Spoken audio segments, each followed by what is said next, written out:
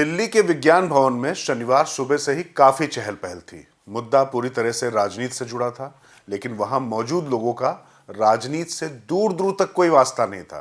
बावजूद इसके आज से राजनीति और राजनेताओं की हर गतिविधि पर इनकी पैनी निगाह होगी, क्योंकि आम चुनाव 2024 के शंखनाद के साथ ही देश भर में आज से आदर्श आचार संहिता लागू हो चुकी है। और समझ लीजिए कि अब देश का असली बॉस कोई है तो वो चुनाव आयोग।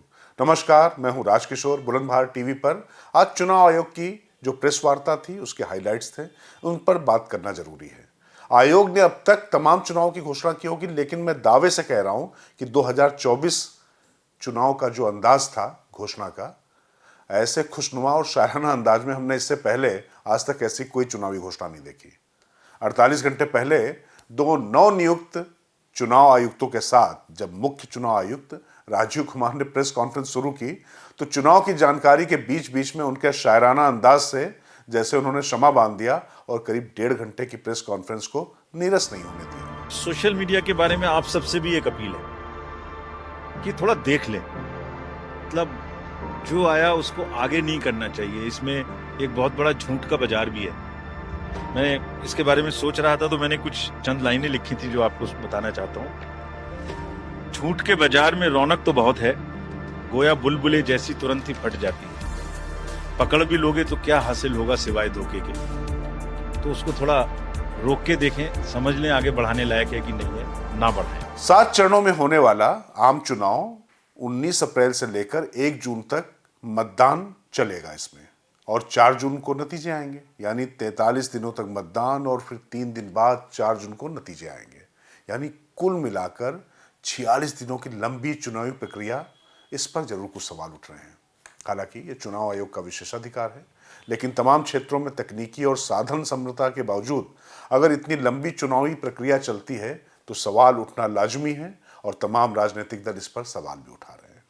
खैर, इसका जवाब जो चुनाव आयोग ने दिया उसके अपने मायने होंगे, लेकिन चुनाव की तारीखों की घोषणा के अलावा प्रेस कॉन्फ्रेंस के दौरान, जैसा कि उम्मीद थी, सबसे हॉट मुद्दा ईवीएम बना रहा।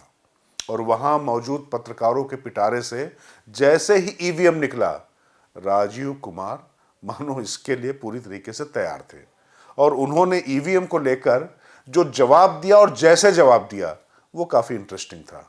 पहले शायराना अंदाज और फिर इस पर सवाल उठाने वालों को तर्कसंगत जवाब। खुद जरा इन्हीं से सुनिए। तो मुझे भी ईवीएम पे फिर मैं रात सोच रहा था ये प्रश्न तो आएगा जरूर, तो फिर रात को मैंने कुछ लिखा अपने हाथ से।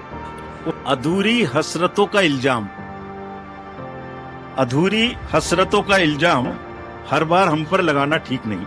ये ईवीएम कह रही है, मैं नहीं कह रहा हूं। अधूरी हसरतों का इल्जाम हर बार हम पे लगाना ठीक नहीं। वफा खुद से नहीं होती, खता ईवीएम की कहते हो। और बाद में गोया जब परिणाम आता है तो उस पे कायम भी नहीं रहते, आप ही के पक्ष में रिजल्ट आ जाता है। ये क्या बात है भाई? कितने दिन?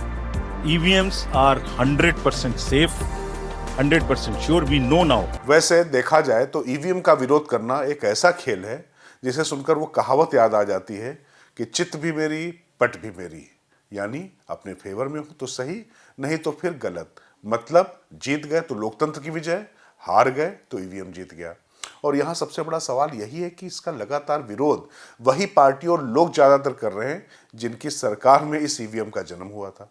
आपको बता दें कि 1982 में जब इसका पहली बार ट्रायल के तौर पर प्रयोग हुआ तो कांग्रेस की सरकार थी, और जब 1984 में सुप्रीम कोर्ट ने इस पर रोक लगाई तो 1988 में राजीव गांधी के शासन में representation of the people act 1951 में एक नया सेक्शन 61A जोड़ा गया, और मार्च 1989 को एक कानूनी संशोधन अमल में आया। इसके बाद से अब तक 110 से भी ज्यादा विधानसभा और 4 लोकसभा चुनाव ईवीएम से हो चुके हैं। लेकिन कांग्रेस के मल्लिकार्जुन खड़गे से लेकर दिग्विजय सिंह हो, जयराम रमेश हो, अधीर रंजन चौधरी हो या खुद राहुल गांधी, चुनाव से पहले ईवीएम पर सवाल उठाना मानो मौलिक अधिकार या रवायत बन गई है। लेकिन चुनाव में अगर इन्हें इसी ईवीएम के जरिए जीत मिल गई तो वाह वाह, और अगर हार गए तो फिर आह निकलती है। हालांकि ऐसा नहीं है कि ये सिर्फ कांग्रेस करती है, तमाम विपक्षी दल भी ईवीएम को लेकर इसी लाइन को पकड़े रहते हैं। वैसे इन दिनों ईवीएम पर सवाल उठने की एक वजह यह भी समझ में आती है कि करीब एक दशक से भाजपा केंद्र की सत्ता में है और कई राज्यों में वो लगातार सत्ता में बनी हुई है, फिर सत्ता में वापसी करती रहती है, यानी चुनाव भाजपा ज्यादा जीत रही है तो सवाल बेशक विपक्ष की तरफ से उठेगा। तभी तो भाजपा ने भी ईवीएम पर तब सवाल उठाए जब वो लगातार 2 चुनाव हार गई थी। तब 2009 में खुद भाजपा के उस समय के सबसे बड़े नेता लाल कृष्ण आडवाणी ने सवाल उठाते हुए मांग की थी कि ईवीएम की जगह बैलेट पेपर से चुनाव कराया जाए और भाजपा प्रवक्ता जीवीएल नरसिम्हा राव ने तो ईवीएम के विरोध में democracy at risk, can we trust on electronic voting machine पर पूरी किताब लिख डाली थी। हालांकि 2001 के बाद तमाम पार्टियों ने कोर्ट में भी ईवीएम को लेकर चुनौती दी, लेकिन हर बार कोर्ट ने ईवीएम के पक्ष में ही फैसला दिया और 2017 में इलेक्शन कमीशन ने चैलेंज किया कि अगर कोई उन्हें गलत साबित करना चाहे तो आकर करे, लेकिन कोई भी ऐसा करने में सफल नहीं हो सका। यही नहीं, आचार संहिता और सोशल मीडिया पर अफवाहों को लेकर भी राजीव कुमार ने शायरी के जरिए ही अपने अलग अंदाज में जवाब दिया। खैर, ईवीएम के बाद मुख्य चुनाव आयुक्त ने जम्मू कश्मीर में अभी चुनाव नहीं कराए जाने को लेकर भी जवाब दिया।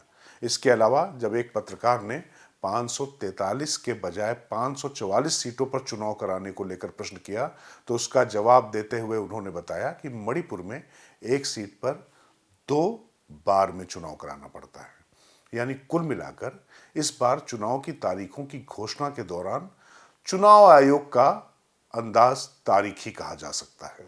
नमस्कार, अभी इतना ही, फिर आपसे मुलाकात होगी। बुलंदशहर टीवी से मैं राजकिशोर, ताकत आपकी।